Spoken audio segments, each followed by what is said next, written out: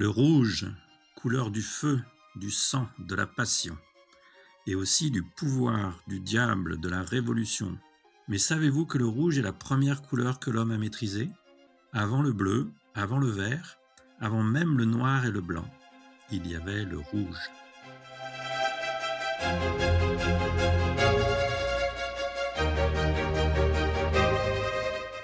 Dès 30 000 ans avant Jésus-Christ, les hommes préhistoriques utilisaient l'ocre rouge pour peindre les murs de leurs grottes. À Altamira, en Espagne, des bisons saisissants témoignent de cette fascination ancienne. Le rouge, c'était la couleur par excellence, celle qui désignait la beauté, la force, la vie. Dans certaines langues, le mot rouge signifie aussi beau ou coloré. La place rouge de Moscou, par exemple, ne doit pas son nom à un bâtiment rouge, mais à sa beauté. Chez les Romains, le rouge est prestigieux. Il orne les toges des généraux victorieux, les habits des riches, les murs des villas. Mais il est aussi ambigu, lié au sang, au feu, à Mars, dieu de la guerre.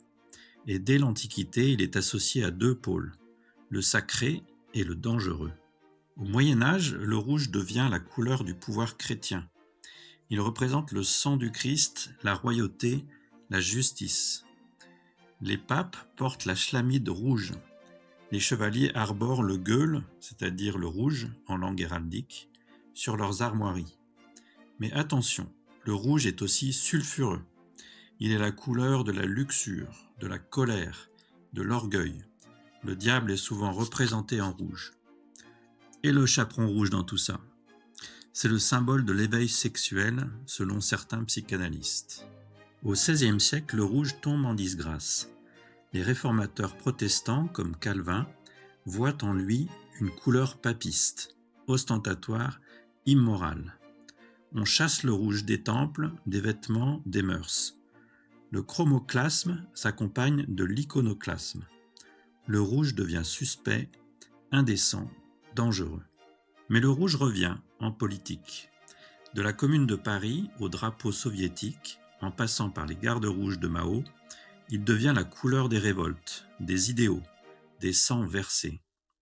Il est aussi la couleur du danger, de l'interdiction, des feux de signalisation. Et pourtant, il reste la couleur de l'amour, de la séduction, de la fête. Le rouge n'est jamais neutre. Il est feu et sang, amour et violence, sacré et profane. Comme le dit Michel Pastoureau, le rouge ne prend tout son sens qu'en relation avec d'autres couleurs. Seul, il hurlerait. Accompagné, il raconte. Si ce contenu vous a plu, pensez à vous abonner. La semaine prochaine, je vous propose de découvrir la couleur noire, d'un point de vue historique, symbolique et culturel. À bientôt.